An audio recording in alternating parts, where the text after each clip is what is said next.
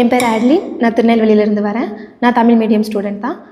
School படிக்கும்போதுலேருந்தே நீட்டில் எடுத்து டாக்டராகி போகணுன்னு ஒரு ஆசை. 11th 12th படிக்கும்போதெல்லாம் ஃபிசிக்ஸ், கெமிஸ்ட்ரி, பயாலஜி கொஸ்டின்லாம் பார்க்கும்போது சரி கொஸ்டின் இப்படி தான் வரும், ஸ்ட்ரெயிட் கொஸ்டின்ஸாக தான் இருக்கும் அப்படின்னு நினச்சிட்டு இருந்தேன்.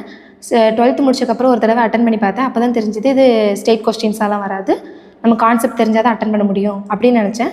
அதுக்கப்புறம் நிறைய இன்ஸ்டியூட்டில் தேடி பார்த்தோம். தமிழ் மீடியம் ஸ்டூடெண்ட்ஸ்க்கு தமிழ்லலாம் டவுட்டும் கிளியர் பண்ண மாட்டாங்க, கிளாஸும் எடுக்க மாட்டாங்கன்னு தெரிஞ்சுது. அப்புறம் தான் ஆல்ஃபா வேவ்ஸை பற்றி தெரிஞ்சுது. இங்கே தமிழ் மீடியம் ஸ்டூடெண்ட்ஸ்க்கு தமிழ்லேயே சொல்லி தருவாங்க, டவுட்டும் தமிழில் கிளியர் பண்ணுவாங்கன்னு தெரிஞ்சுது. ஸ்டார்டிங்கில் ஒரு 1 month நான் தமிழில் தான் படிச்சுட்டு இருந்தேன்.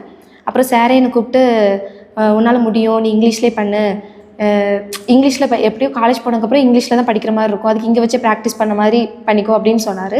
எனக்கும் கொஞ்சம் சரி நம்மளால் முடியும் அப்படின்னு நினச்சி இங்கிலீஷில் படிக்க ஆரம்பித்தேன்.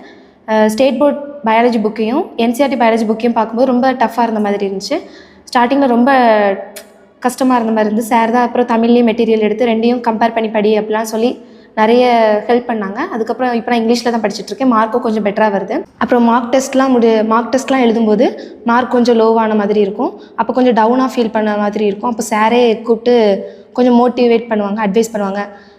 இப்போவே உனக்கு இவ்வளோ மார்க் வந்திருக்கு, இன்னும் நீ கொஞ்சம் பெட்டராக ப்ராக்டிஸ் பண்ணினா உன்னால் பெட்டராக பண்ண முடியும், நல்ல மார்க் ஸ்கோர் பண்ண முடியும் அப்படின்னு சொல்லி அட்வைஸ் பண்ணாங்க.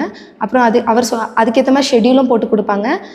யார் யாருக்கு எப்படி முடியும் அதுக்கேற்ற மாதிரி ஓன் ஷெட்யூலும் போட்டு தருவாங்க, ஓவராலாக ஷெட்யூலும் போட்டு தந்து அப்படி படிக்க வச்சு கொஞ்சம் மார்க்ஸ் எல்லாம் கொஞ்சம் இம்ப்ரூவ் பண்ண ஹெல்ப் பண்ணாங்க.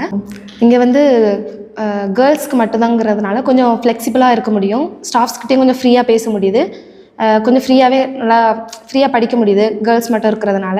வீட்லேயும் கொஞ்சம் செக்யூராக ஃபீல் பண்ணுறாங்க. ஸ்டார்டிங்கில் இங்கே வந்ததுக்கும் இப்போ இருக்கிறதுக்கும் வீட்டில் கொஞ்சம் இப்போ நம்ம பொண்ணு எடுத்துருவா அப்படிங்கிற ஒரு கான்ஃபிடென்ஸை கொடுத்துருக்காங்க. அதுக்கு எனக்கு ஹெல்ப் பண்ணது ஆல்ஃபா வேவ்ஸ் தான்.